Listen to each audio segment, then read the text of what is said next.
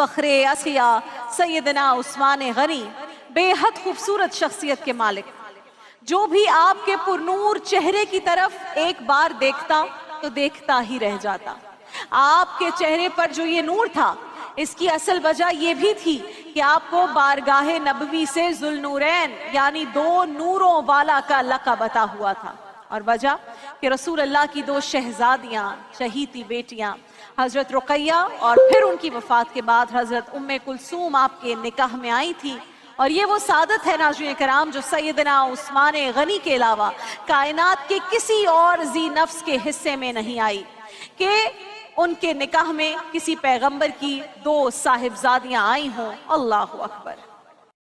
داماد مصطفیٰ فخر اصغرا، جس کا ترجمہ ہے کہ پس اب اللہ آپ کو ان کے شر سے بچانے کے لیے کافی ہو جائے گا۔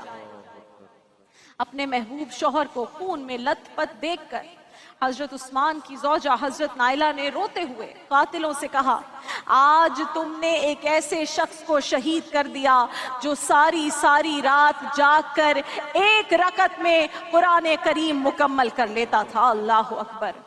علماء کرام کو فرماتے سنا ہے کہ قیامت کا دن ہوگا، حشر کا میدان ہوگا، جب اللہ کی بارگاہ میں، اللہ کی عدالت میں سب شہید حاضر ہوں گے، تو کسی کی شہادت کی گواہی مسجد نبوی کا ممبر و محراب دے گا، کسی کی شہادت کی گواہی احد کا پہاڑ دے گا، کسی کی شہادت کی گواہی بدر کا میدان دے گا، کسی کی شہادت کی گواہی کربلا کا میدان دے گا، اور جب سیدنا عثمان غنی کی باری آئے گی تو ان کی شہادت کی گواہی خود قرآن دے گا۔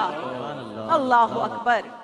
صحابہ کرام سیدنا عثمان غنی کی نماز جنازہ پڑھ رہے ہیں تو وہ منظر ان کی آنکھوں میں گھوم رہا تھا کہ غزوہ تبوک کے موقع پر سیدنا عثمان غنی نے جب نبی کریم کی جھولی میں 300 دینار لا کر ڈالے تو رسول اللہ ان دیناروں کو اٹھا کر فرما رہے تھے کہ عثمان پر جنت واجب ہو گئی، عثمان پر جنت واجب ہو گئی، آج کے بعد عثمان کا کوئی عمل اسے نقصان نہیں پہنچائے گا۔ مفسدین کے حوصلے اتنے بڑھے کہ انہوں نے آپ کو شہید کرنے کا ارادہ کر لیا، پلان بنا لیا، اور اس مقصد کے لیے انہوں نے ایک ایسے وقت کا انتخاب کیا ناظرین کرام جب صحابہ کرام کی بہت بڑی تعداد ادائیگی حج کے لیے مکہ مکرمہ روانہ ہو چکی تھی۔ مدینہ سے وہ مکہ چلے گئے تھے۔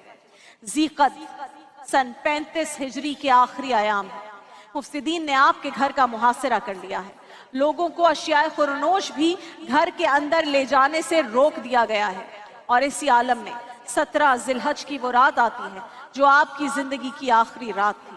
سیدنا عثمان غنی نے پوری رات قرآن کی تلاوت کرتے ہوئے گزاری۔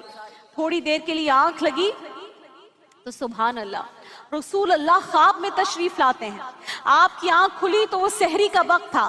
آپ نے اپنی زوجہ حضرت نائلہ رضی اللہ تعالیٰ عنہا سے فرمایا کہ نائلہ آج میں روزہ رکھوں گا، کیونکہ ابھی رسول اللہ میرے خواب میں تشریف لائے تھے، فرما رہے تھے عثمان آج تیری اور میری ملاقات ہوگی، آج تیری اور میری ملاقات کا دن ہے، آج روزہ رکھ لو تاکہ ملاقات روزے کی حالت میں۔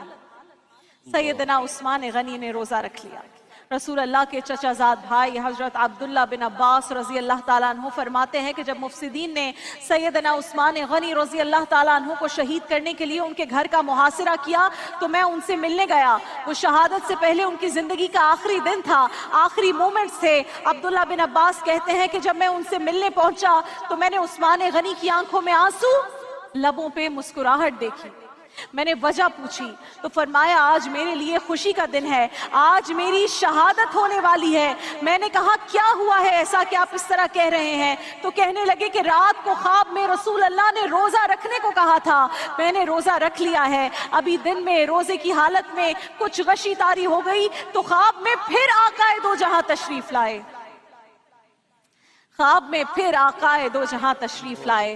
میں نے دیکھا کہ حضور کی محفل میں حضرت ابو بکر صدیق بھی بیٹھے ہیں، حضرت عمر بھی بیٹھے ہیں، اور آقا نے دو جہاں میں میری طرف بڑے پیار اور بڑی شفقت سے دیکھ کر فرما رہے ہیں عثمان ذرا جلدی کرو، ہم آج تمہارے ساتھ روزہ افطار کرنے کے منتظر ہیں۔